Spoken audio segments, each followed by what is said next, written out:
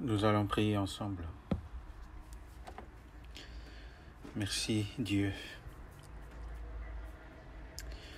Tu nous as sauvés dans nos péchés.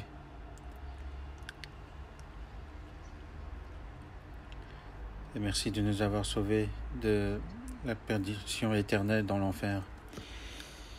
Et par ton sang précieux, tu nous as pardonné tous nos péchés éternellement.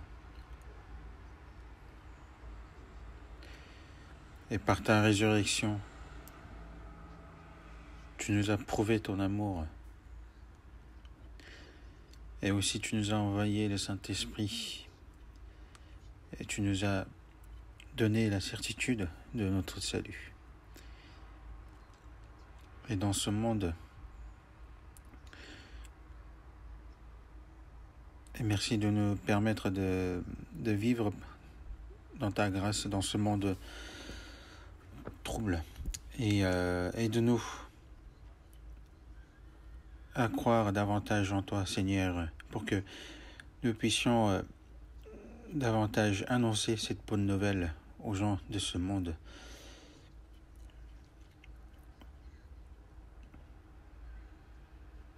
Et aide-nous aussi à annoncer avec courage. Et nous te demandons de nous aider à maintenir notre foi pour que beaucoup de gens autour de nous soient sauvés, pour que nous puissions rendre grâce à toi, Seigneur, pour que nous puissions tous aussi entrer au paradis ensemble. Et c'est pour cela que nous sommes appelés en toi, Seigneur. Et nous vivons dans ce monde justement pour annoncer cette bonne nouvelle.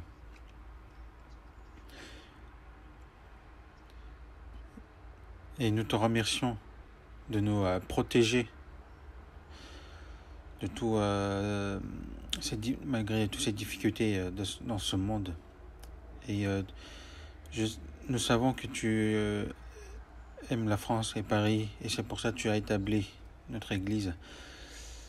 Et nous souhaitons justement évangéliser ici à Paris. Et aide-nous à annoncer en étant plus ardents et zélés.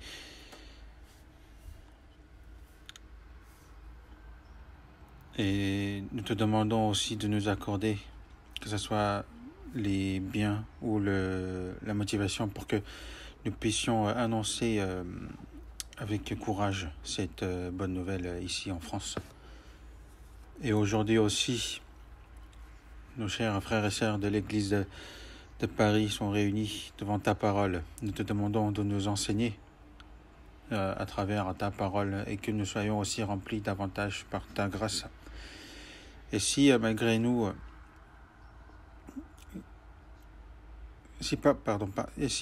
parmi nous, s'il y a des frères et sœurs qui sont dans les difficultés ou ceux qui sont malades, nous te demandons de leur accorder ta grâce et ton aide.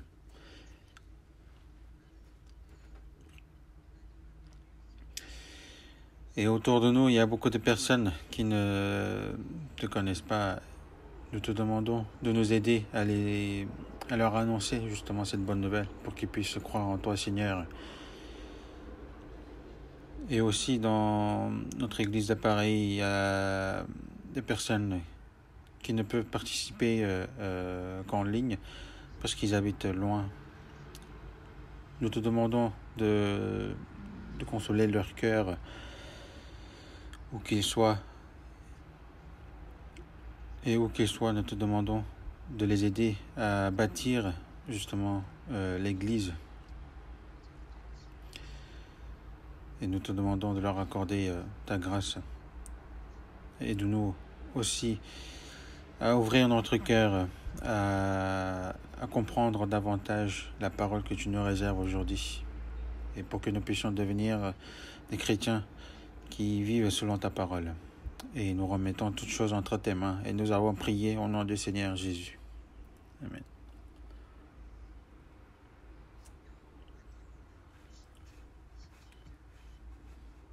Nous allons voir dans Matthieu chapitre 10, verset 27.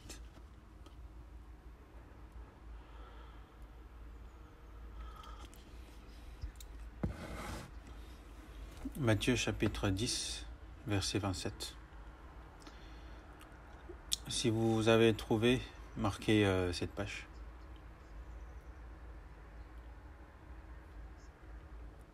Matthieu chapitre 10, verset 27, on va le lire ensemble. Ce que je vous dis dans les ténèbres, dites-le en plein jour, et ce qui vous est dit à l'oreille, prêchez-le sur les toits.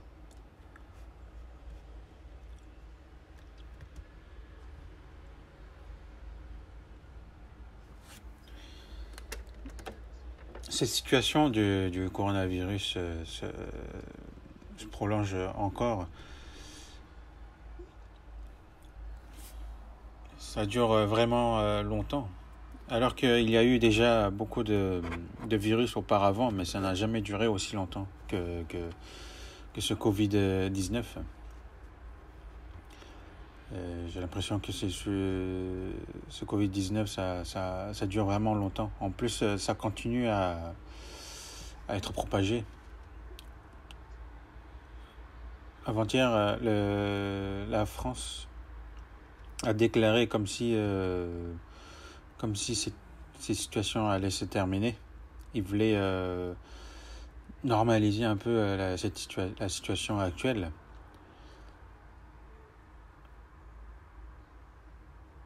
En tout cas, j'aimerais que vous, les frères et sœurs, vous fassiez attention à votre santé et que tout le monde prie les uns pour les autres pour qu'aucun ne tombe malade. Mais malgré ces situations difficiles, nous ne pouvons nous empêcher justement d'annoncer cette bonne nouvelle. Donc, la parole qu'on voudrait réfléchir aujourd'hui, c'est Matthieu.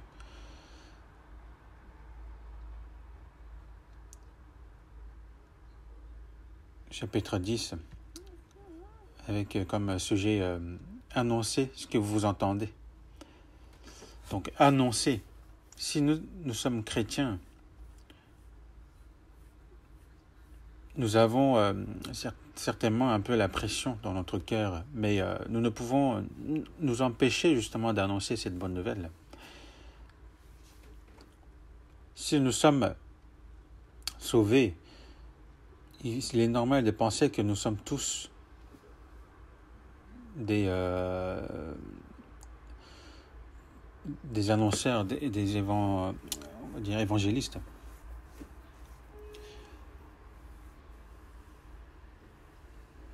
Mais notre monde actuel est un monde égocentrique ou même centré sur les biens matériels.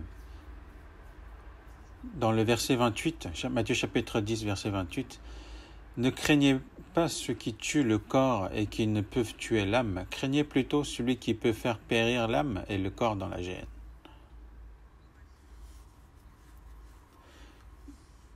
Dans la Bible, dans la parole de Jésus, ce qu'il nous dit, c'est qu'il y a des gens qui peuvent tuer le corps,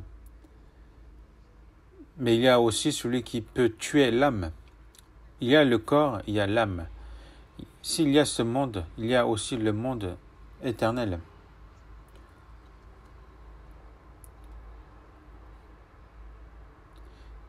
Donc il y a ce monde actuel, là où il y a notre corps, mais il y a aussi le monde éternel où notre âme y sera. Donc le monde que nous le voyons actuellement avec nos yeux, ce n'est pas tout. Il faut que nous ayons une vision plus large. Dans 1 Corinthiens chapitre 4, verset 9, il est écrit « Car Dieu, ce me semble, a fait de nous, apôtres les derniers des hommes, des condamnés à mort en quelque sorte, puisque nous avons été en spectacle au monde, aux anges et aux hommes. »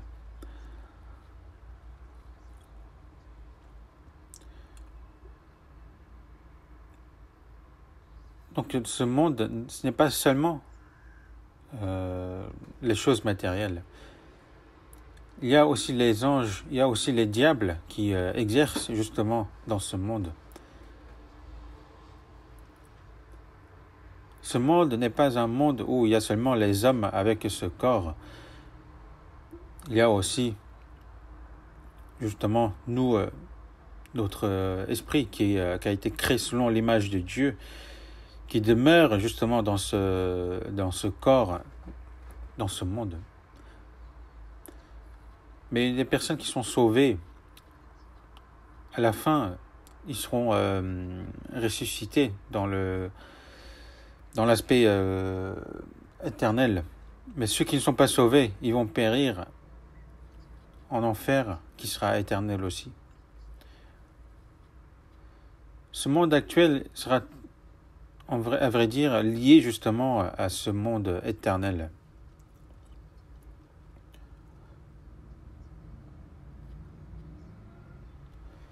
À vrai dire, le monde spirituel qui est éternel est ouvert, c'est-à-dire c'est lié. Ce monde est lié. Donc on va voir dans 2 Timothée, chapitre 4.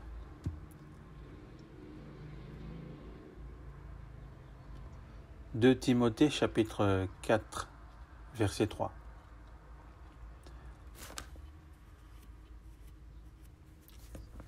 Chapitre 4, verset 3. Si vous avez trouvé, on va lire ensemble.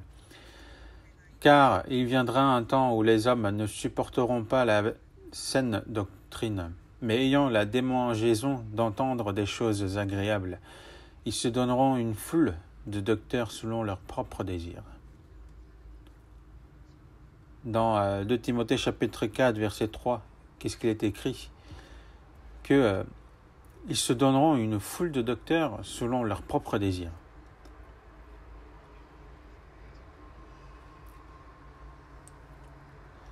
Il y a une chose qui a vraiment contribué à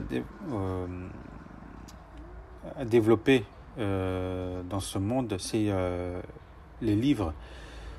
C'est par les savoirs. Dans des livres en fait qui a vraiment contribué justement à l'avancement dans ce monde, et surtout justement après l'invention de l'impression sur papier, ça a vraiment vite développé. Mais ce monde, cette culture mondiale justement a fait un grand bond, surtout dans notre époque, que ce soit aussi par les informatiques. Il y a aussi, par exemple, le réseau 5G qui arrive bientôt. Alors que le 5G n'est pas encore répandu, ils sont encore en train de discuter sur le 6G. Donc nous vivons actuellement dans un monde où ça avance vraiment très rapidement.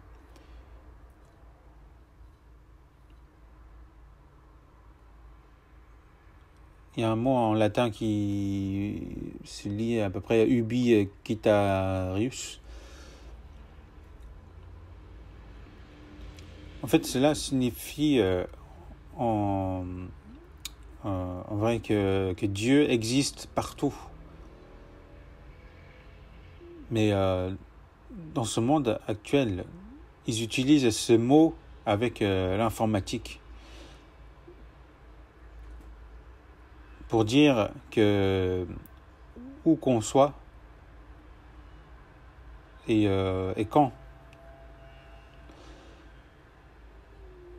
En fait, cela signifie que où qu'on soit et quand on veut, on peut utiliser l'informatique vraiment partout dans ce monde. Et il est certain que, par exemple, le réseau Internet sera grandement utilisé par l'Antéchrist. L'Internet permet qu'on se connecte facilement où qu'on soit, dans n'importe où dans ce monde. Et cela aussi contribue justement à la tribulation dans ce monde.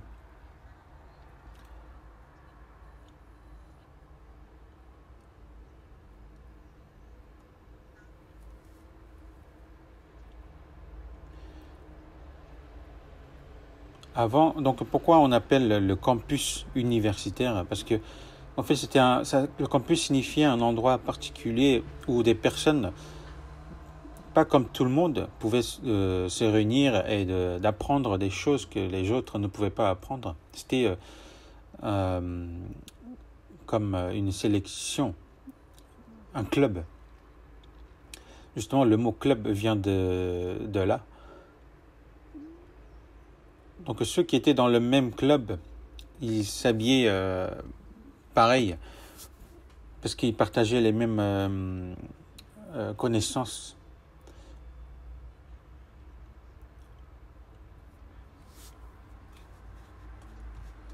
Et aussi, cela signifiait justement d'où ils viennent, leur statut.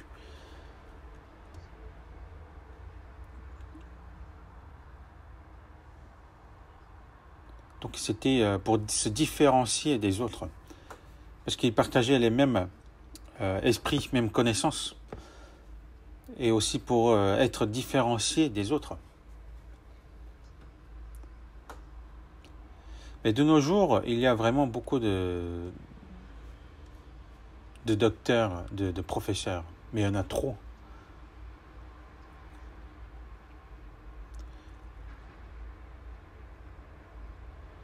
Et aussi, nous vivons dans un monde où nous pouvons vraiment s'approcher facilement des connaissances. Par exemple, sur YouTube, si vous êtes vraiment intéressé par la santé, quand vous faites des recherches sur YouTube, l'algorithme de YouTube vous permet justement de voir toutes les vidéos qui sont sur la santé. Ou si vous êtes intéressé par l'histoire, l'algorithme de YouTube vous permet justement de trouver des vidéos sur l'histoire et c'est vraiment assez facile de trouver et il y en a énormément aussi. Et cela a causé que le fait que nous sommes vraiment enfermés dans YouTube.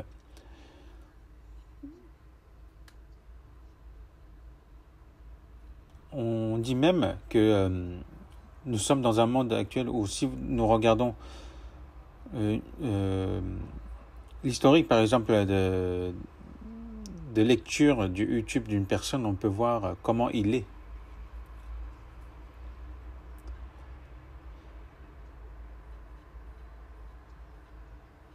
C'est comme si, en fait, il y a vraiment des bonnes choses aussi qui sont partagées gratuitement sur cette plateforme.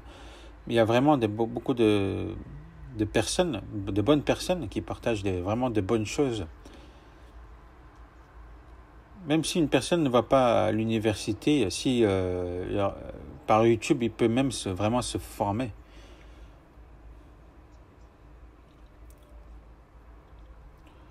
Il y a des personnes qui disent même que dans ce monde, il n'y a pas seulement ce monde matériel et le monde spirituel, mais il y a aussi le monde Internet. En fait, le monde Internet est tellement vaste que le Satan, justement, a créé ce monde Internet pour vraiment faire tomber tous ces gens dans ce monde Internet pour qu'ils tombent dedans. Parce qu'une fois qu'on rentre dans ce monde vaste qui est l'Internet, on n'arrive plus à s'en sortir. Parce qu'il y a vraiment beaucoup de professeurs, de docteurs et de connaissances et d'informations intéressantes qui sont dedans.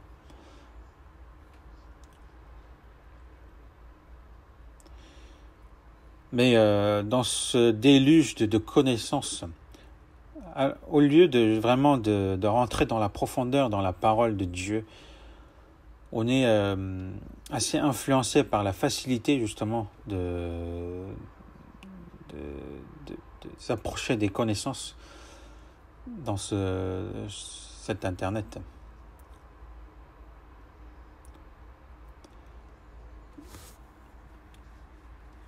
Alors que de Timothée chapitre 4 verset 3, il est écrit: car il viendra un temps où les hommes ne supporteront pas la saine doctrine. C'est vraiment la fin des temps. Et il faut que nous revoyions nous-mêmes si nous ne sommes pas remplis par des connaissances d'Internet. Ou si nous sommes vraiment remplis par la parole de Dieu. Il faut savoir que dans l'Internet, il y a beaucoup de personnes qui enseignent alors que personne n'a demandé. Du coup, il peut y avoir vraiment des personnes qui ne sont pas vraiment spécialisées, mais qui parlent des choses qu'eux-mêmes ils ont entendues. C'est comme un CTRL-C, CTRL-V. C'est un copier-coller. C'est c'est parce que c'est par le fait qu'il y a vraiment beaucoup de connaissances dans Internet. Et tellement il y en a maintenant, les gens sont troublés si c'est vrai. Ils ne savent plus si c'est vrai ou non. Et à cause de ça, justement, notre annonces véridiques sont cachées par toutes ces connaissances qui circulent sur Internet.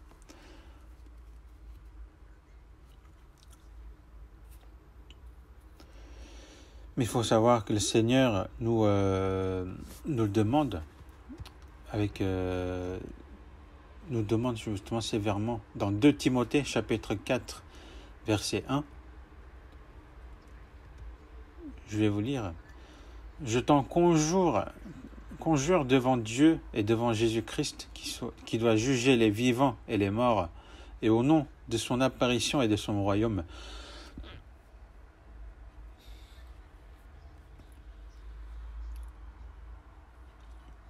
Je t'en conjure devant Dieu et devant Jésus-Christ qui doit juger les vivants et les morts, et au nom de son apparition et de son royaume.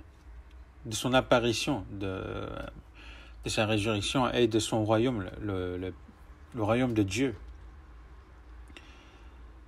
Dans le verset de prêche de la parole, insiste en toute occasion, favorable ou non, reprend, censure, exhorte avec toute douceur et en instruisant.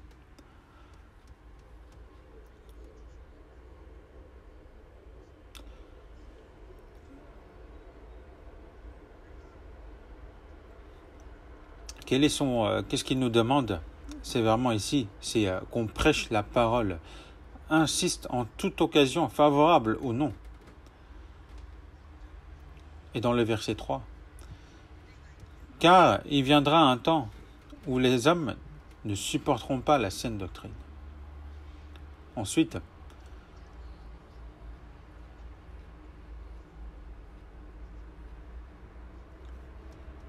et qu'ils se donneront une foule de docteurs selon leurs propres désirs. Et dans le verset 4, détourneront l'oreille de la vérité et se tourneront vers les fables. Même si les gens de ce monde vont agir ainsi, dans le verset 5, mais toi, sois sobre en toutes choses, supporte les souffrances, fais l'œuvre d'un évangéliste, remplis bien ton ministère.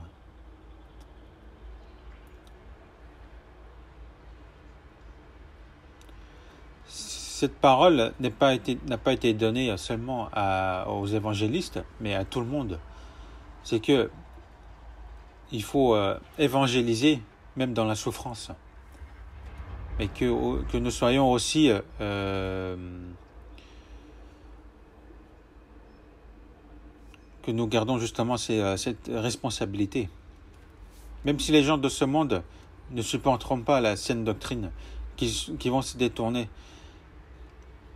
l'oreille de la vérité, et même s'ils se tourneront vers les fables, mais toi, sois sobre en toutes choses, supporte les souffrances, fais l'œuvre d'un évangéliste, remplis bien ton ministère. C'est ainsi le Seigneur nous dit. Ce n'est pas un verset qui a été donné seulement aux évangélistes, Dans Actes chapitre 1, verset 8, « Mais vous recevrez une puissance, le Saint-Esprit survenant sur vous, et vous serez mes témoins à Jérusalem, dans toute la Judée, dans la Samarie et jusqu'aux extrémités de la terre. »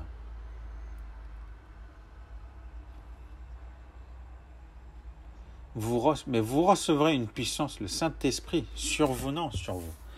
Donc ceux qui sont sauvés, toutes personnes sauvées sont les témoins de Dieu.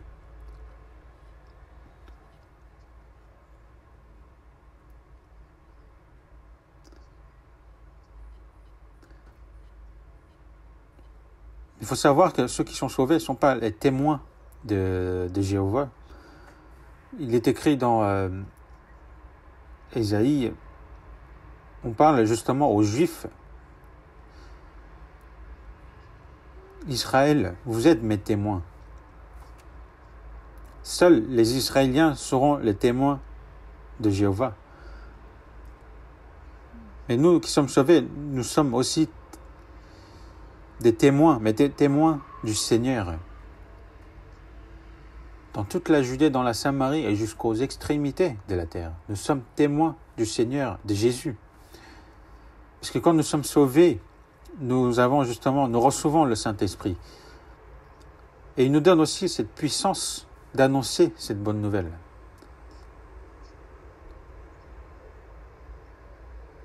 Et nous, justement, nous avons reçu de la part de Jésus cette mission. C'est quoi cette mission? C'est d'annoncer cette bonne nouvelle.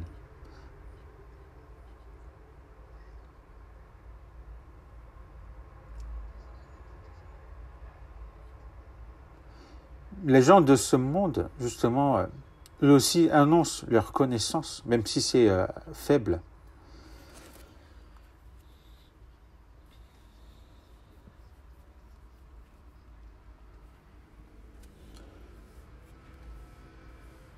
Il n'y a pas beaucoup d'endroits où, justement, ils recherchent eux-mêmes notre annonce. C'est-à-dire, il n'y a pas beaucoup d'endroits qui nous demandent de venir prêcher.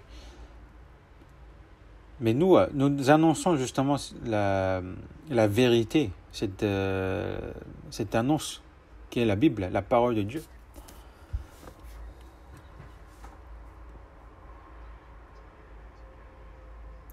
Parfois, nous faisons face à des dangers et aussi aux moqueries des personnes envers nous.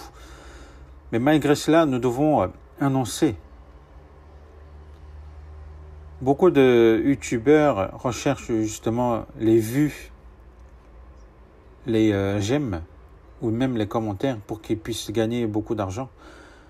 Mais nous, les chrétiens sauvés, nous avons un seul but.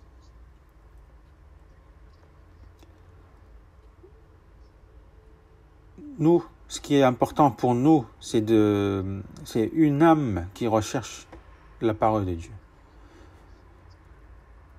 Retournons à Matthieu chapitre 10.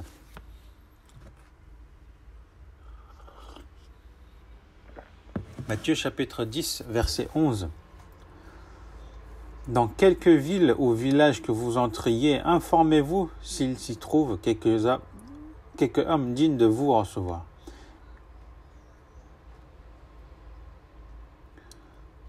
Quelque ville ou village que vous entriez,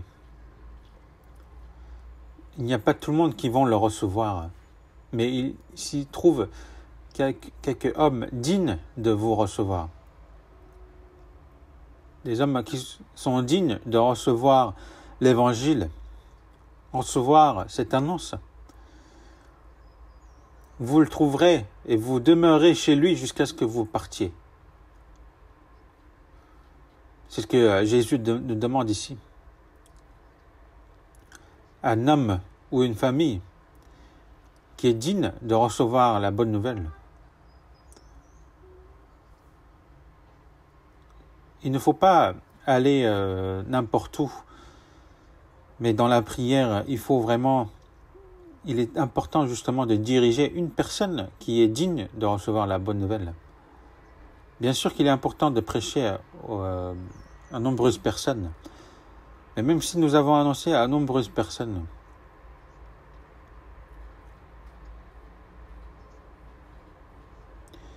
Mais il y a des personnes justement où Dieu leur ouvre le cœur. Donc du coup, il est important justement d'avancer à ce genre de personnes et d'annoncer la bonne nouvelle en premier. On va voir aussi dans Matthieu chapitre 13, versets 31 et 32.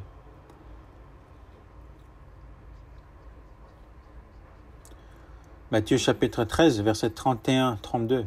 Il leur proposa une autre parabole et il dit: le royaume des cieux est semblable à un grain de sénévé qu'un homme a pris et semé dans son champ. C'est la plus petite de toutes les semences, mais quand il a poussé, il est plus grand que les légumes et devient un arbre, de sorte que les oiseaux du ciel viennent habiter dans ses branches. Ici, il a comparé le royaume des cieux comme un grain de sénévé, alors que c'est la plus petite de toutes les semences. Mais quand il a poussé, il est plus grand que les légumes et devient un arbre, de sorte que les oiseaux du ciel viennent habiter dans ses branches. Pourquoi ici il a comparé le royaume des cieux à un grain de sénévé? Parce que au départ, on a l'impression que ce n'est pas grand-chose. Mais comme cette graine de sénévé, quand il pousse, il devient grand, un arbre. Du coup, on peut voir certains frères et sœurs, quand ils sont sauvés, on a l'impression qu'ils ne sont pas grands. Mais plus tard, on voit que ces personnes-là dirigent vraiment énormément de personnes vers Dieu. Et par ce petit frère ou petite sœur, il y a une grande foule qui sont redirigées vers Dieu. Alors qu'on a l'impression que c'est une petite personne. Mais il y a vraiment énormément de personnes qui sont derrière cette personne. Cela signifie qu'on ne peut vraiment pas juger les gens selon leur apparence. En fait, cela signifie aussi qu'il ne faut vraiment pas négliger une personne.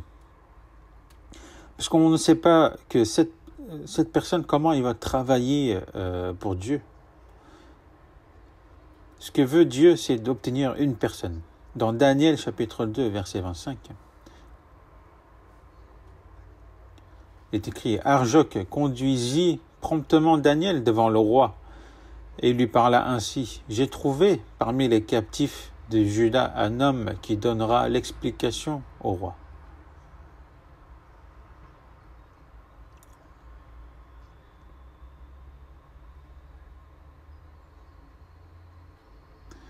Et dans ce grand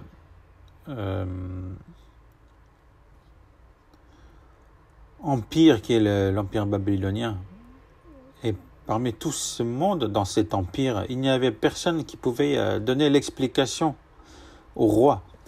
Il y avait seulement Daniel qui avait reçu justement la sagesse de la part de Dieu qui pouvait lui expliquer. Et ce Arjoc, qui était le serviteur du roi, a rencontré Daniel. S'il n'y avait pas Daniel, beaucoup de savants, de connaisseurs, justement, pouvaient être tués à cause de la colère du roi. Mais ce serviteur est venu vers le roi en lui disant: j'ai trouvé parmi les captifs de Juda un homme. L'influence de Daniel était immense parce qu'il a sauvé beaucoup de personnes dans la colère du roi. Une personne est beaucoup plus importante que le monde entier. Il faut savoir que le monde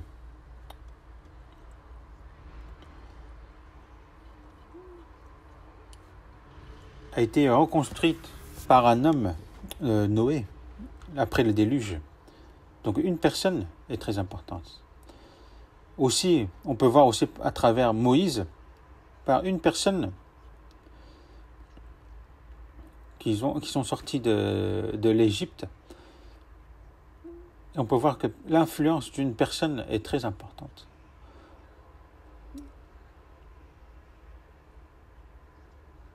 Il y a aussi la prostituée Rachab que sa foi d'une seule personne a sauvé aussi elle et sa famille. Et aussi le Corneille,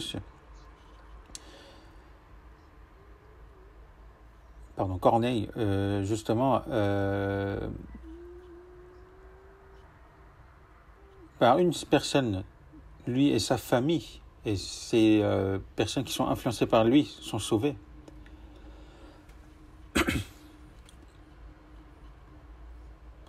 On ne peut vraiment pas négliger l'influence d'une personne. Il y a aussi Lydie et aussi ce geôlier. Par ces personnes-là a été bâtie justement la première église en Europe. Et c'était l'évangélisation dans le monde a été basée justement par une personne, une famille. Par le sacrifice d'un, a bâti justement l'église dans la région. Donc il est important de faire les choses bien dès les petites choses en fait. Parmi nos frères et sœurs de l'église de Paris, il y en a qui sont vraiment éloignés. Et ils ont vraiment le cœur d'être présents au sein de l'église. Ils recherchent Dieu ardemment. Mais le fait qu'ils sont vraiment éloignés physiquement, justement, ne leur permet pas de se réunir. Alors qu'ils ont vraiment aussi envie de se réunir et de communier ensemble. Mais ils se réunissent malheureusement que par ligne. Mais ils ont justement cette envie, ce cœur. Et ce cœur est certainement précieux aux yeux de Dieu. Arjoc a dit, j'ai trouvé un homme. Et par cet homme, beaucoup sont sauvés. Ils ont pu sauver leur vie. Mais de nos jours, c'est pareil. Allez-y devant Dieu et vous verrez. Il y a des personnes qui sont vraiment éloignées physiquement de l'Église. Et justement, la communion leur manque. Et ils auront vraiment envie de participer à la communion. Mais vous verrez plus tard, vous verrez que Dieu, on dira à Dieu, on a trouvé un homme par qui l'Église a commencé. Est-ce que cette personne peut vraiment influencer ?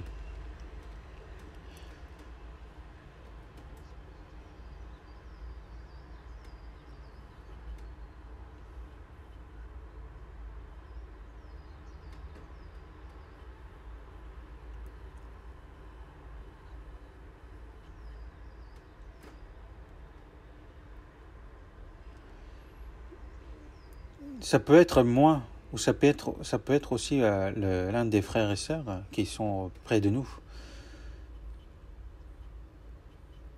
Il faut, dans ce cas, vraiment, nous avons besoin justement de faire attention à tous nos frères et sœurs, de prier plus pour eux, aussi d'apporter nos soutiens, notre aide. Il est important de faire les choses bien dès les petites choses. Dans les années 1890, il y avait un missionnaire qui était venu en Corée. Il était venu en tant que missionnaire.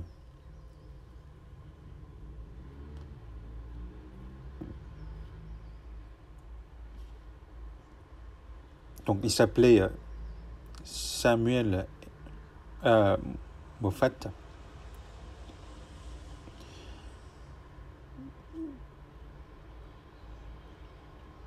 Mais c'est aussi missionnaire. À cette époque-là, a bâti justement la fondation de l'évangélisation en Corée. Mais il y a une histoire. Ce missionnaire, il y a une personne qui a cassé la mâchoire de ce missionnaire en lui jetant une pierre. C'était un délinquant assez connu de l'époque. Mais ce qu'il faut savoir, cette personne devient le premier missionnaire coréen de l'époque. Il était devenu le pasteur qui a prêché l'évangile dans la région de Jeju, en Corée. Alors qu'il a lui-même cassé la mâchoire de ce missionnaire Samuel. Mais il a vu que ce missionnaire ne portait pas plainte contre lui. Il lui avait pardonné de ce qu'il avait fait. Il a vu comment il se comportait et sa patience. Et du coup, ici, il a demandé le pardon à ce missionnaire. Ensuite, il a pu venir justement vers le Seigneur. Et cela montre à quel point qu'il nous faut vraiment négliger en rien et faire attention aux plus petites des choses. C'est cela qui peut changer les choses. Retournons à Matthieu chapitre 10.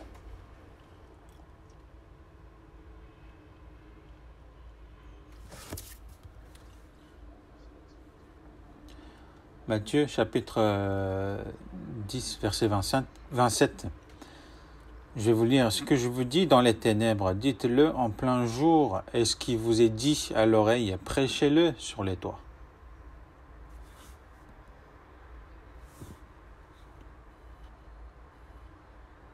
C'est notre mission justement d'annoncer cette bonne nouvelle qui nous a été confiée. Mais pour l'annoncer, il faut que nous l'écoutions.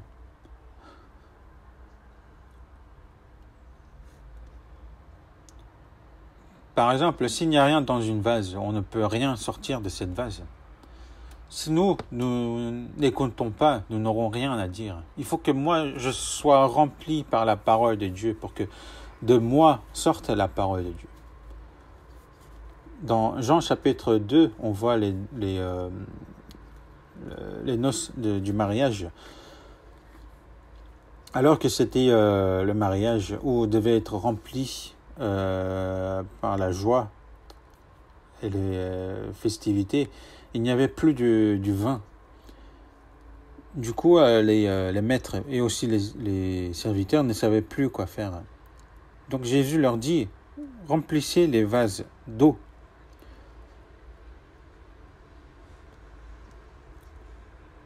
Et ces serviteurs, justement, ont rempli justement les vases de l'eau.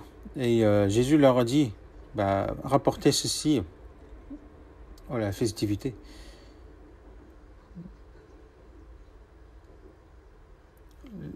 Quand ils remplissaient justement les cruches avec ça, c'était encore de l'eau. Mais en y allant justement aux tables, c'était transformé en vin, sans doute le meilleur vin de tous les temps. La vase signifie notre cœur. L'eau signifie la parole de Dieu. C'est par l'eau, en le lavant, donc par la parole, nous purifie. L'eau signifie la parole. Donc pour remplir la vase d'eau, il faut la vider d'abord, parce que c'est dans un vase vide que Dieu remplit. Pour que nous aussi nous soyons remplis par la parole de Dieu, il faut que nous vidons nous-mêmes. Il faut que nous vidons des connaissances de ce monde pour que nous soyons remplis par la parole de Dieu. Une fois que nous sommes remplis à bord par la parole de Dieu, Dieu nous dira,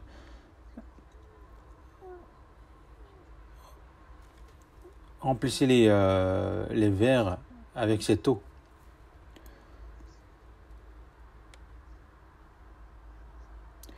C'est à ce moment-là que Dieu fait en sorte que nous partageons justement cette bonne nouvelle aux autres. Donc avant d'annoncer, il faut que nous remplissons. Si nous ne remplissons pas, nous ne pourrons annoncer. Mais la méthode pour remplir, c'est d'écouter.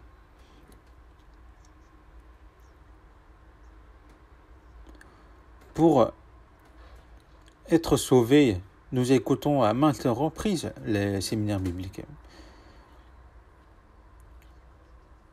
Nous ne laissons pas justement de l'évangile, du séminaire biblique. À chaque fois que nous l'entendons, alors que c'est les mêmes nouvelles, justement, à chaque fois c'est quelque chose de nouveau dans notre cœur. Et nous obtenons aussi la certitude de notre salut, qui nous aide aussi à annoncer avec certitude cette bonne nouvelle. Parmi les vendeurs, par exemple, parmi les meilleurs vendeurs,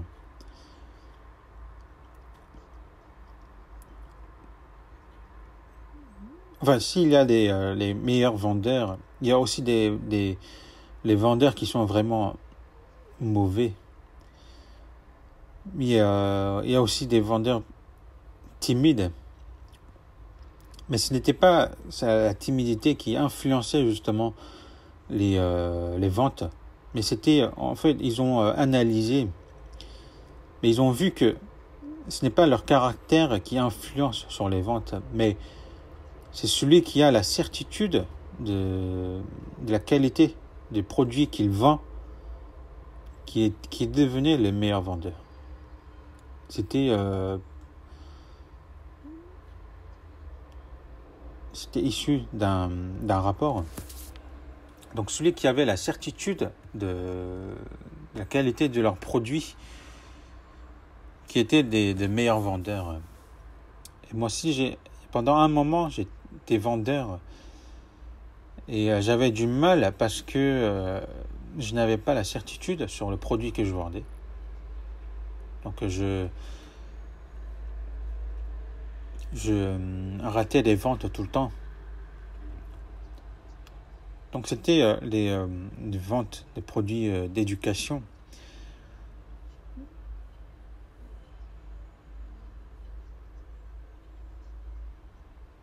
Mais justement, à ce moment-là, je connaissais parfaitement ce que je vendais. C'était cette connaissance, cette éducation.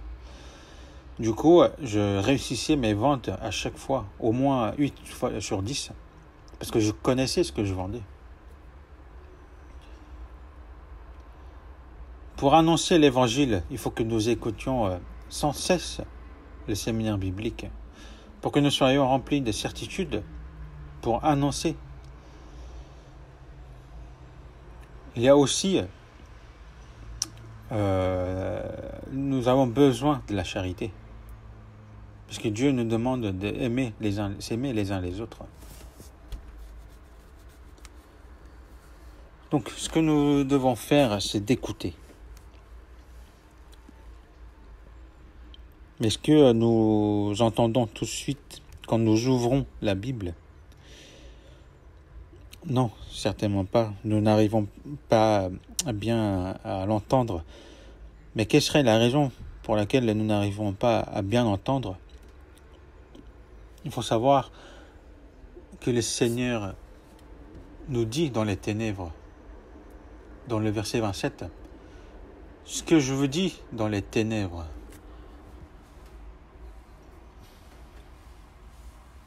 et aussi ce qui vous est dit à l'oreille, prêchez-le sur les toits. Le Seigneur nous parle dans les ténèbres et aussi nous parle à l'oreille.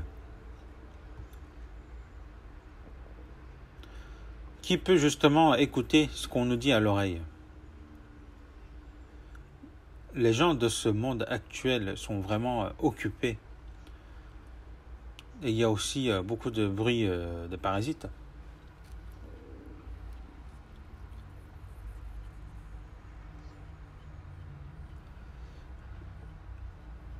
Si nous ne faisons pas attention, nous aussi, les chrétiens, nous pouvons nous perdre dans ces bruits de parasites.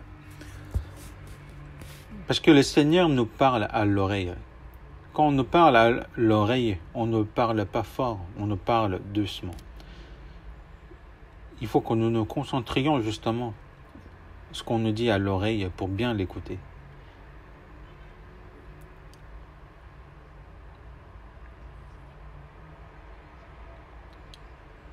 On va voir dans Genèse chapitre 25 pour voir Ésaü que vous connaissez certainement.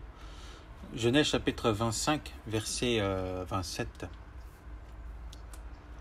Genèse chapitre 25 verset 27, on va le lire ensemble.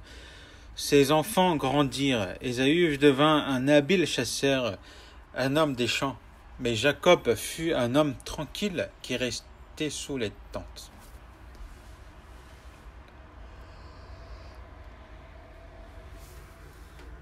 Ésaü était devenu un habile chasseur. Il était concentré sur les chasses. Il chassait les animaux que lui, il voulait chasser. Donc il cherchait les choses de ce monde. Il se fiait à son expérience, à sa puissance, à ses connaissances. C'était Ésaü. Mais nous devons rester sous les tentes. Et que signifient les tentes? Les tentes signifient l'église. Il faut rester dans l'église et écouter la parole de Dieu dans la tranquillité, de penser dans la profondeur de ce que Dieu nous donne. Car au moment venu, nous devons tout mettre de tout ce que nous avons comme Jacob a fait.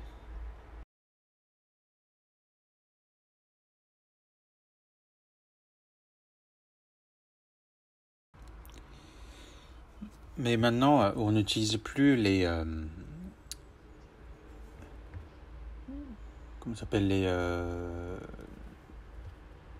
communications à l'ancienne.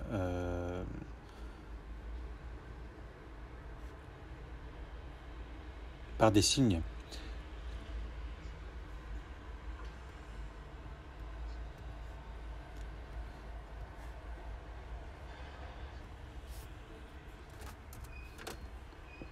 Par les codes Morse. Donc il y avait une entreprise qui recherchait des employés qui connaissaient justement le code Morse. Mais là où ils devaient travailler, il y avait beaucoup de bruit autour.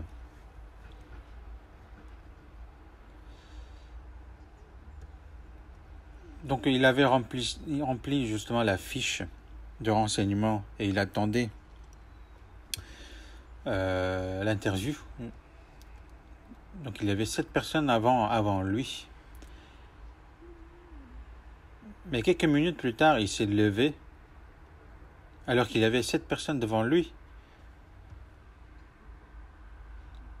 Alors qu'il y avait 7 personnes devant lui, il a marché et il est rentré dans la salle d'entretien. Et donc les autres se posaient les questions.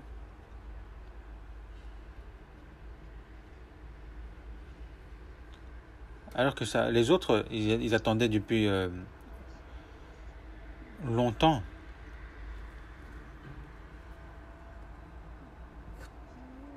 Mais qu'il ne les appelait pas, du coup ils se plaignaient. Mais parmi eux, justement, le jeune homme qui était arrivé en dernier est rentré.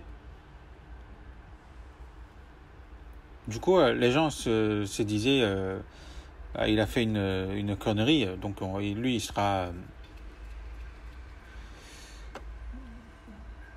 sera jeté. Mais l'employeur, justement, est revenu vers les autres avec cet homme et en leur disant: merci de votre venue, mais nous avons terminé les entretiens. Vous pouvez retourner chez vous.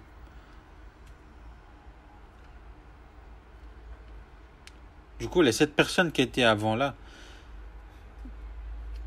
ils disaient: mais nous, on n'a même pas fait d'entretien, c'est injuste. Mais l'employeur a dit: quand vous étiez assis, nous avions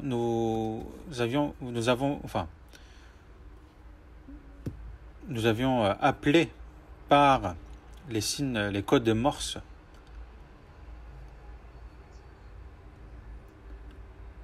Alors que nous sommes une entreprise de code Morse. Si vous aviez écouté ces codes Morse, vous auriez pu venir à l'entretien, parce que ce qu'on avait dit par les codes, c'était: si vous avez compris cette code, entrez dans la salle. Donc, nous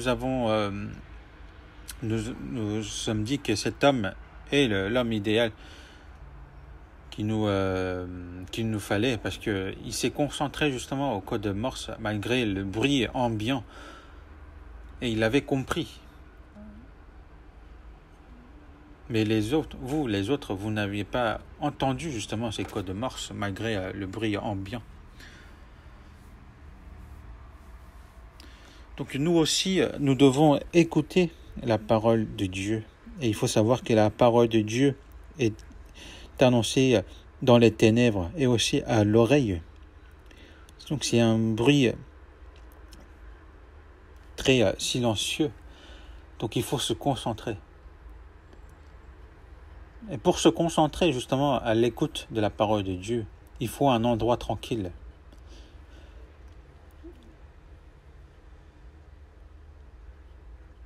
Par exemple dans Jean chapitre 1, quand Philippe a appelé Nathanaël auprès de Jésus, Jésus lui a dit que avant que Philippe t'appelât, quand tu étais sous le figuier, je t'ai vu. En entendant ça, Nathanaël a reconnu que c'était Dieu lui-même.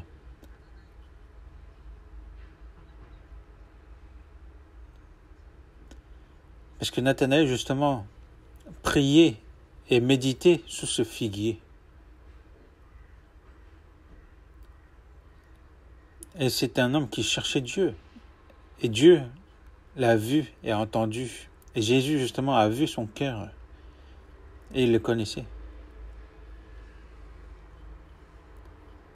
Alors que Nathanaël, qui discutait dans le silence avec Dieu, d'habitude, sous ce figuier, a rencontré le Seigneur. Pour rencontrer le Seigneur, nous avons besoin de prier dans le silence. Jésus aussi, avant qu'il fasse les grandes choses, il avait l'habitude d'aller dans un endroit calme pour prier.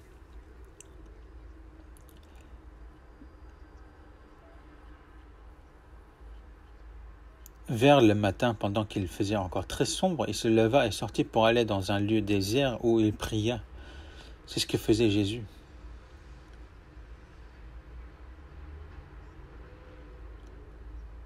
Donc pour nous aussi, il est très important de venir certainement dans des endroits, aux églises, dans les heures officielles pour écouter les sermons, par exemple le sermon de mercredi ou le sermon de dimanche. Mais il est important aussi pour nous de méditer dans le silence. On va voir dans Psaume chapitre 145.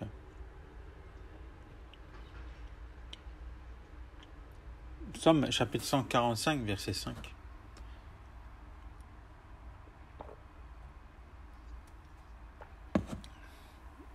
Psaume chapitre 145, verset 5. Je dirai la splendeur glorieuse de ta majesté, je chanterai tes merveilles.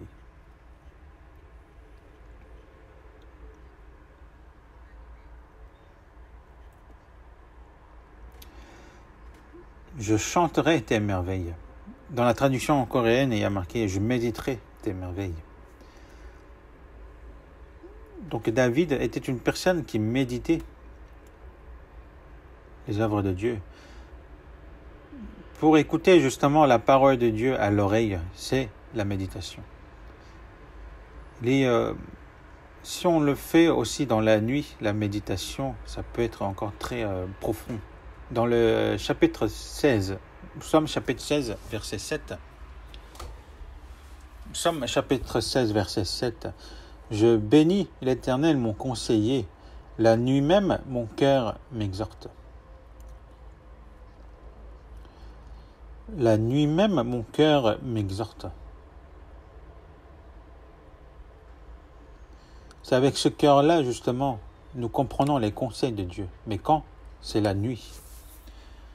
Il y a les choses qui deviennent plus profondes dans la nuit. On va voir aussi dans le chapitre 62. Nous sommes au chapitre 62, verset 12. Dieu a parlé une fois, 2 fois, j'ai entendu ceci. C'est que la force est à Dieu.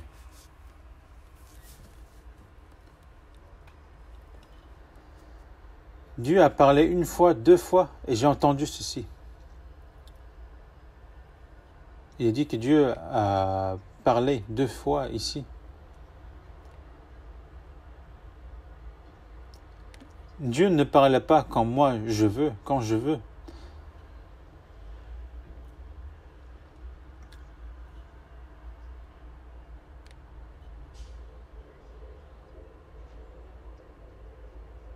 Donc nous pouvons facilement de nos jours écouter les sermons de mercredi ou le dimanche par Internet. Mais il faut savoir que ce que Dieu veut nous parler, veut nous dire, nous ne pouvons pas l'écouter quand nous on veut. Il faut vraiment éteindre tout ce qui est autour de nous et de concentrer à la parole de Dieu. C'est quand Dieu frappe à notre porte que nous pouvons écouter la parole de Dieu et que nous pouvons justement nous concentrer à la parole de Dieu.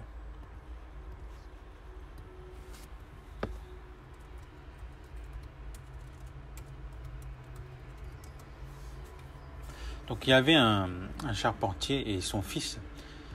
Donc son fils a ramené ses amis là où son père travaillait.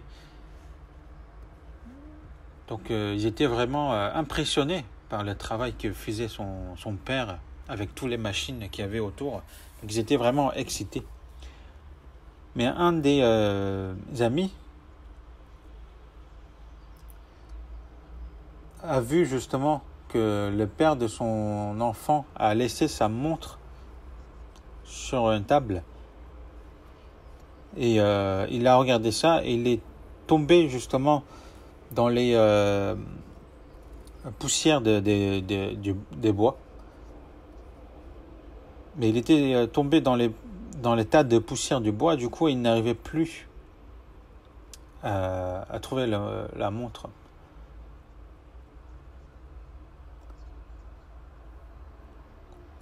Du coup, ils ne regardaient plus le père travailler, donc ils étaient concentrés à la recherche de la montre et ils se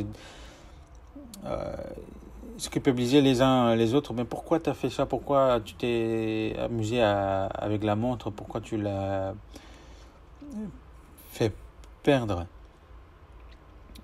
Donc en voyant cela, le père les a rassemblés et il leur a dit: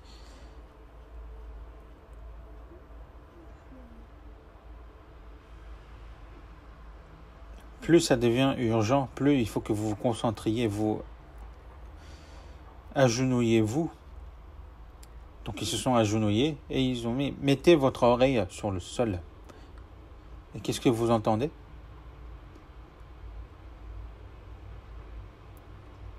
Ils entendent le bruit qui fait justement la montre. Tic-tac, tic-tac. Et c'est par ce bruit-là qu'ils peuvent retrouver justement la montre qui est tombée dans la poussière. Parfois dans notre vie, nous pouvons justement nous perdre dans des moments où nous nous posons nous-mêmes la question où est-ce qu'on nous dirigeons, où est-ce qu'on va. Dans ces moments-là, il faut vraiment couper le bruit du monde et de vous concentrer. Même si vous avez vos enfants autour de vous qui font du bruit, ou même si quelqu'un vous dit quelque chose, il faut éteindre ces bruits-là. il faut aussi éteindre aussi les méthodes de ce monde. Il faut vraiment les ôter. Donc éteindre tout cela et de nous concentrer à la parole de Dieu. Et aussi mettez votre oreille dans votre cœur et qu'est-ce qu'il vous dira. C'est ainsi que nous pouvons justement entendre le bruit, la parole de Dieu qui nous est donnée à l'oreille.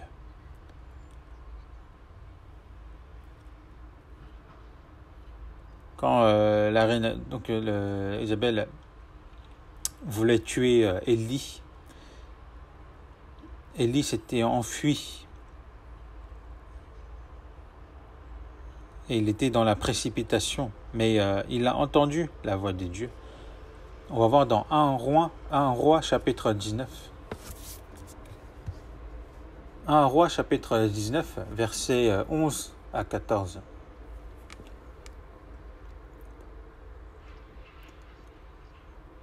1 Roi chapitre 19,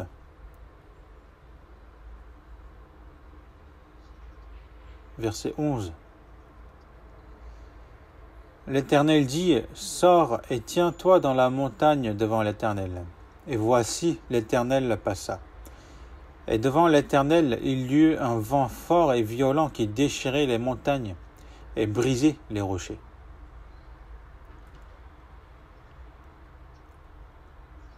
C'était un vent fort et violent qui déchirait les montagnes et brisait les rochers. Est-ce que c'était là où était Dieu? On va continuer à lire. L'Éternel n'était pas dans le vent. Et après le vent, ce fut un tremblement de terre.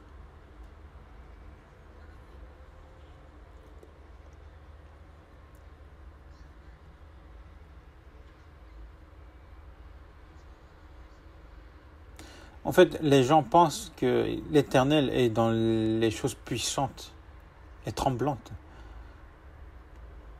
Mais l'Éternel n'était pas dans le vent. Et après le vent, ce fut un tremblement de terre. Et est-ce que Dieu serait dans ce tremblement de terre? Mais il est écrit que l'Éternel n'était pas dans le tremblement de terre. Et dans le verset 12, « Et après le tremblement de terre, un feu. L'Éternel n'était pas dans le feu. »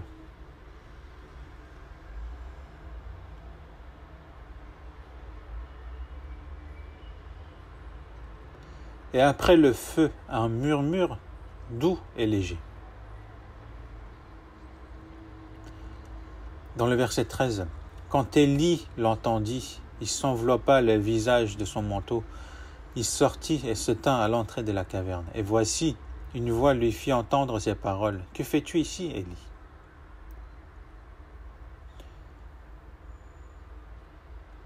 Élie, pour entendre la voix de Dieu, il était dans un endroit.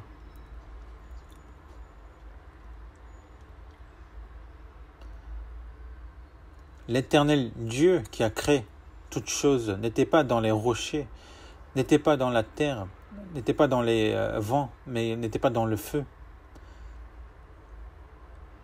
Mais il était dans un murmure doux et léger.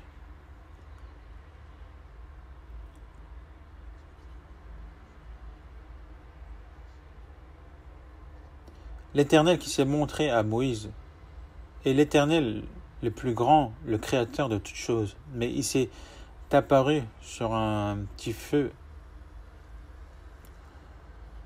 Il a parlé à Moïse de là.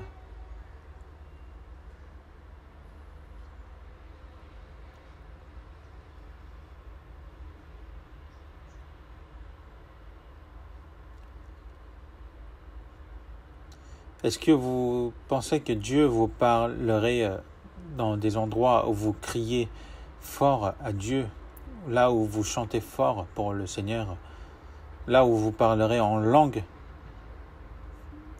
à haute voix à Dieu, là où il y a du bruit, c'est là où est-ce que Dieu serait?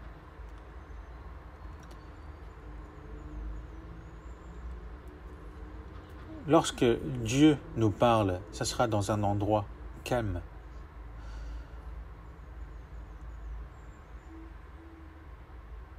Et nous devons justement faire attention à écouter cette voix, ce murmure doux et léger. Retournons à Matthieu chapitre 10, verset 27. Matthieu chapitre 10, verset 27. Ce que je vous dis dans les ténèbres, dites-le en plein jour. Et ce qui vous est dit à l'oreille, prêchez-le sur les toits. Ce que je vous dis dans les ténèbres. En vrai, Jésus a parlé aussi dans les ténèbres à ses disciples. Donc il n'aurait pas forcément pas utilisé ce terme, cette expression. Mais pourquoi il a utilisé justement cette expression, ce que je vous dis dans les ténèbres? Les disciples le suivaient tout le temps. Ils étaient toujours ensemble. Le jour, ils étaient très occupés. Pendant 3 ans et demi de ministère de Jésus, il a annoncé l'évangile dans plusieurs endroits. Des fois, il dormait dans la montagne, ou des fois, il dormait dans les champs. Donc les disciples aussi dormaient dans les champs ou dans les montagnes. Mais quand la nuit venait, il n'y avait forcément pas de lumière autour. Ils étaient dans les ténèbres. Ils devaient être dans une silence absolue. Et Jésus leur parlait dans cet endroit-là. Là où il n'y avait rien autour, qu'il n'y avait pas de lumière. Là où il y avait parfois les bruits des animaux. Alors que le jour, ils devaient vraiment être fatigués parce qu'ils suivaient Jésus toute la journée. Mais la nuit, Jésus leur parlait. Ses disciples, où ils ne voyaient rien autour à cause de la nuit, devaient être vraiment concentrés à la parole du Seigneur. Et nous aussi, dans notre vie, dans quel moment nous entendons le mieux la voix du Seigneur? C'est dans les ténèbres. C'est là. C'est à ces moments-là que nous entendons la parole du Seigneur et nous sentons justement son aide.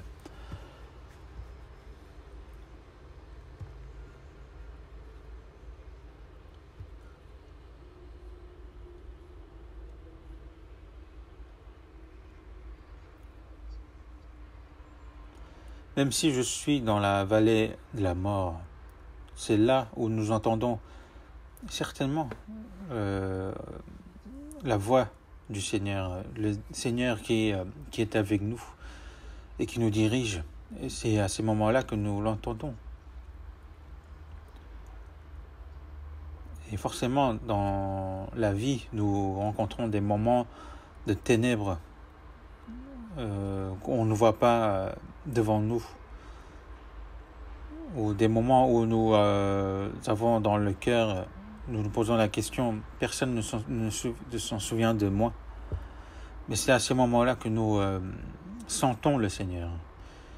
Nous sentons le Seigneur aussi dans les moments les plus difficiles de notre vie. Et c'est à ces moments-là, en entendant la voix du Seigneur, nous revivons. Nous sentons que Dieu est avec nous et que sa puissance se manifeste à travers moi, qui me soulève. C'est là nous recevons justement cette certitude. Et cette personne qui revive justement en sentant le Seigneur, il reçoit cette certitude et il annonce justement avec certitude. Parce que la mort ne lui fait pas peur.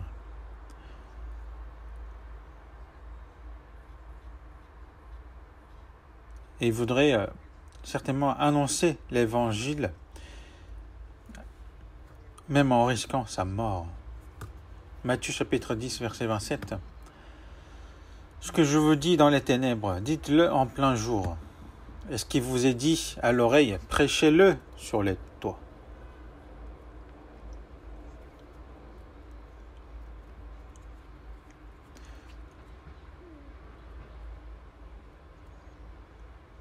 Dieu nous dit de le dire en plein jour et aussi prêchez-le sur les toits, là où nous sommes montrés aux autres. Il faut annoncer avec courage, c'est-à-dire annoncer en risquant sa vie.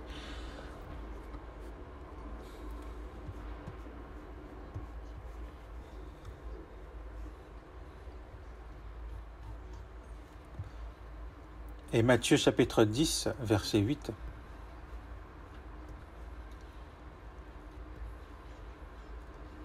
Guérissez les malades, ressuscitez les morts, purifiez les lépreux, chassez les démons. Vous avez reçu gratuitement, donnez gratuitement.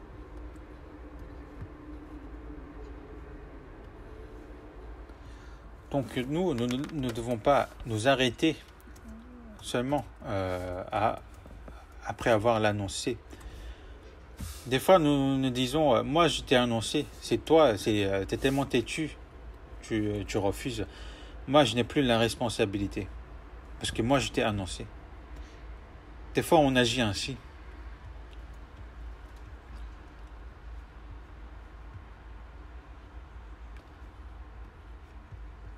Mais nous ne devons pas nous arrêter là. Parce que il faut que nous regardions justement les résultats de notre annonce. Il ne faut pas s'arrêter là. On va voir dans Jérémie chapitre 6, verset 14.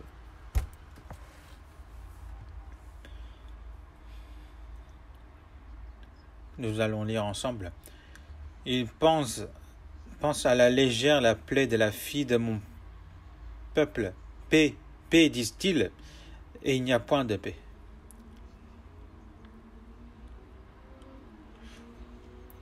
Il y a beaucoup qui pensent à la légère la plaie de la fille de mon peuple.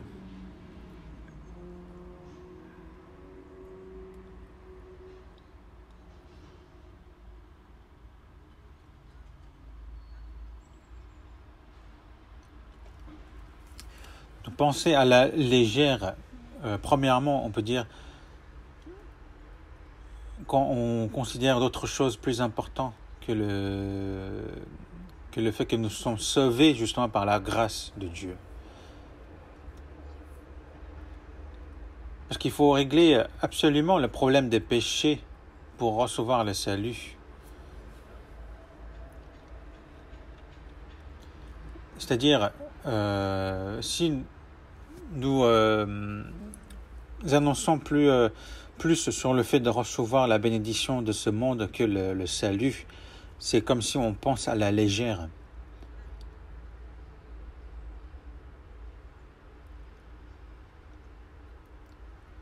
Alors que quand on leur dit de vivre ainsi alors qu'on ne leur sauve même pas, c'est vraiment comme si on pensait à la légère, la plaie.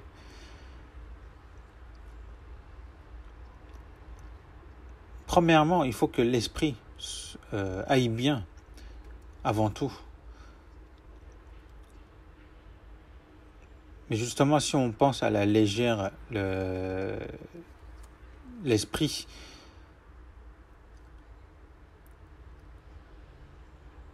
et si nous nous concentrons justement à que ta chair aille mieux, c'est comme si on pense à la légère la plaie.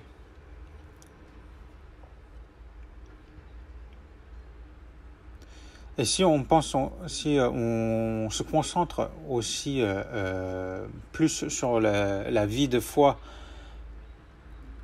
en négligeant le salut, c'est comme si on pense aussi à la légère la plaie. Donc l'ordre est très important. Si on néglige le salut et si on se concentre sur la vie de foi, c'est comme si on pense à la légère la plaie.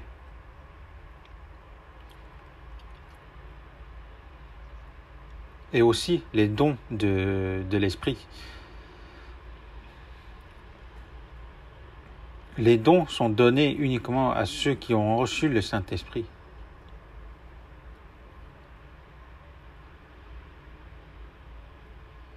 Et c'est par ces dons justement que cette personne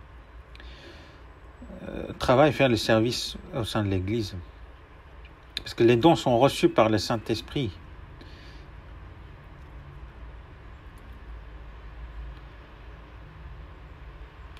Et justement, il y a des personnes qui prennent beaucoup plus d'importance au don que le salut.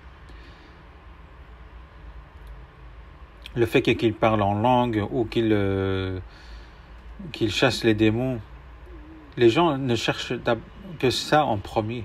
Si nous remettons ces choses-là avant le salut, c'est comme si on pense à la légère la plaie. Il faut savoir aussi que même si nous avons parfaitement la connaissance de l'Évangile, le salut, on ne le reçoit pas par la tête.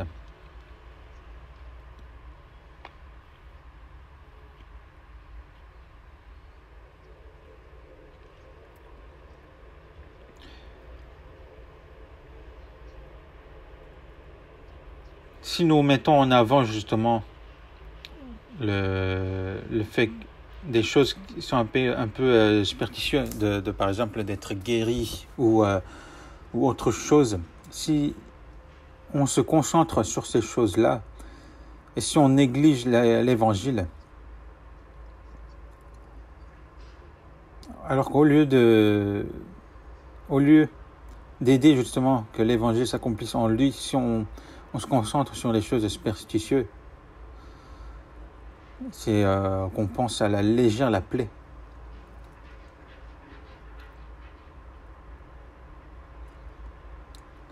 Alors qu'on nous a dit aussi, le Seigneur nous a dit de croire aux bonnes nouvelles après avoir repenti. Mais si on néglige justement à la repentance, parce que les gens n'aiment pas qu'on parle leurs fautes, qu'on leur parle des péchés. Donc si on néglige ce point-là, c'est qu'on pense à la légère la plaie. Il faut faire reconnaître que je suis un pécheur, que je dirige vers l'enfer. Il faut qu'il repent.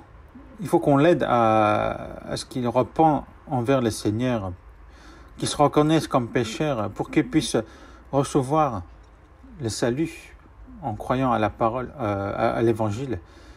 Mais si on néglige sur ce point-là, parce que s'il n'y a pas de repentance, il n'y a point de salut.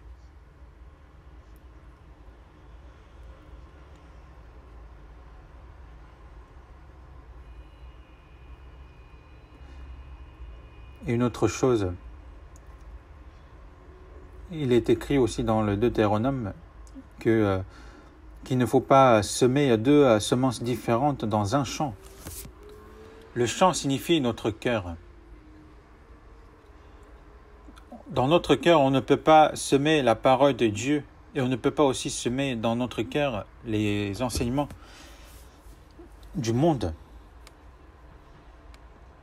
Si on agit ainsi, c'est comme si on pense à la légère la plaie. Ces choses-là, ce n'est pas quelque chose qu'on doit appliquer aux autres, mais c'est à moi-même. Quand on sème la semence, on espère la récolte. Par exemple, un laboureur cherche à beaucoup récolter. C'est normal de vouloir récolter beaucoup.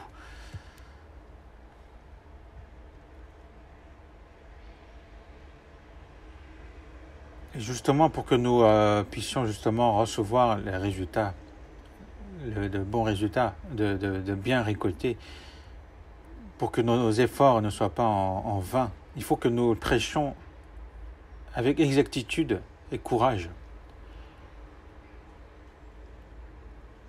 Une personne sauvée,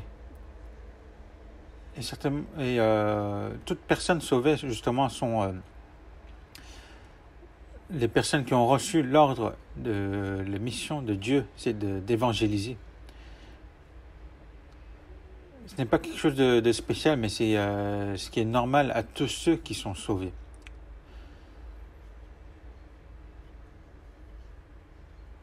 Et pour cela, il faut que nous avons besoin justement d'éteindre les bruits qui sont autour de nous. dans les ténèbres, même s'il fait sombre. C'est justement ça qui nous aide justement à nous concentrer à la voix de Dieu.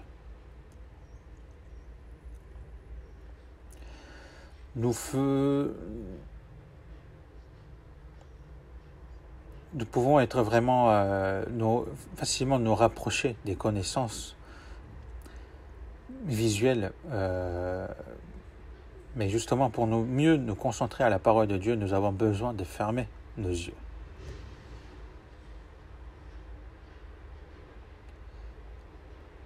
Donc c'est au moment que nous fermons les yeux de concentrer à la parole de Dieu, qu'on la médite dans notre cœur, nous serons remplis par la parole de Dieu. Et quand nous serons remplis par la parole de Dieu, nous pouvons prêcher l'évangile avec certitude.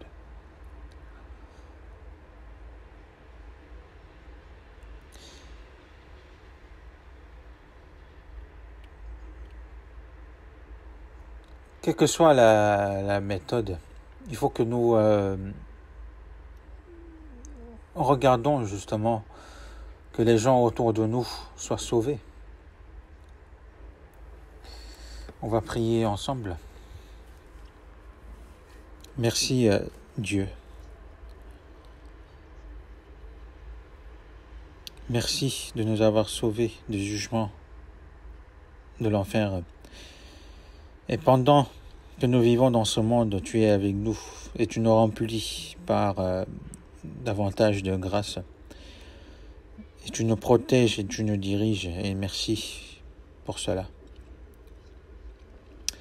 Ce monde est bruyant et nous déconcentre.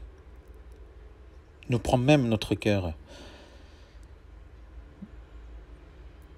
Et le monde justement nous montre beaucoup de choses qui sont assez vastes.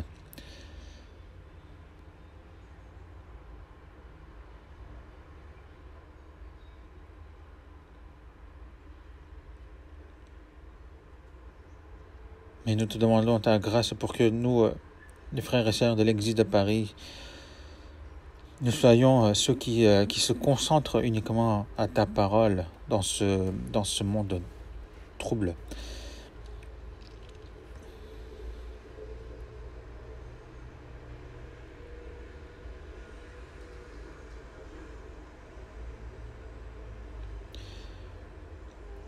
Et remplis-nous par ta grâce d'abord pour que nous puissions annoncer la bonne nouvelle avec courage.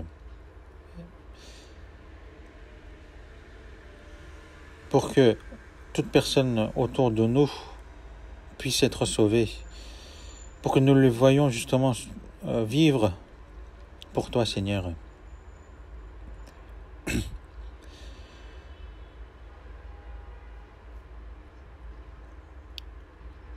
Et nous prions aussi pour tous les frères et sœurs qui sont loin physiquement, mais qui vivent selon ta parole, qui essaient de vivre selon ta parole et qui essaient de vivre pour toi, Seigneur. Nous te demandons de leur accorder ta grâce et pour qu'ils puissent aussi devenir des personnes qui vont bâtir ton Église là où ils sont.